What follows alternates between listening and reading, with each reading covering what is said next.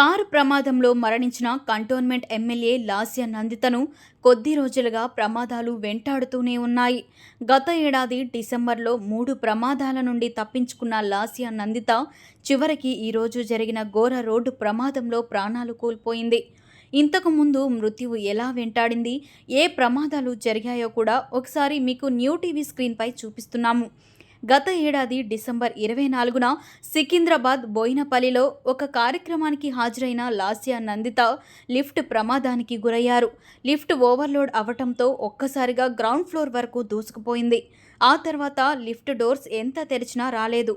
దాంతో డోర్స్ని పగలగొట్టి బయటకు తీసుకువచ్చారు సిబ్బంది. ఆ దృశ్యాలు కూడా మనం చూస్తున్నాం. లిఫ్ట్ ప్రమాదం నుంచి తప్పించుకున్న లాస్య నందితను నెలన్నర రోజుల్లోనే మృత్యువు వెంటాడింది.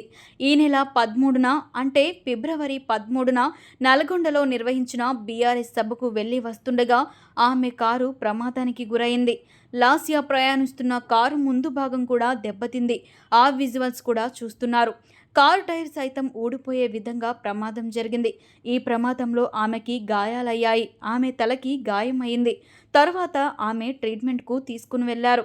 ఇక నల్గొండలో యాక్సిడెంట్ జరిగిన 10 రోజుల్లోనే మరోసారి మృత్యువు తరుముకొచ్చింది. కానీ ఈసారి దాని నుంచి ఆమె తప్పించుకోలేకపోయారు.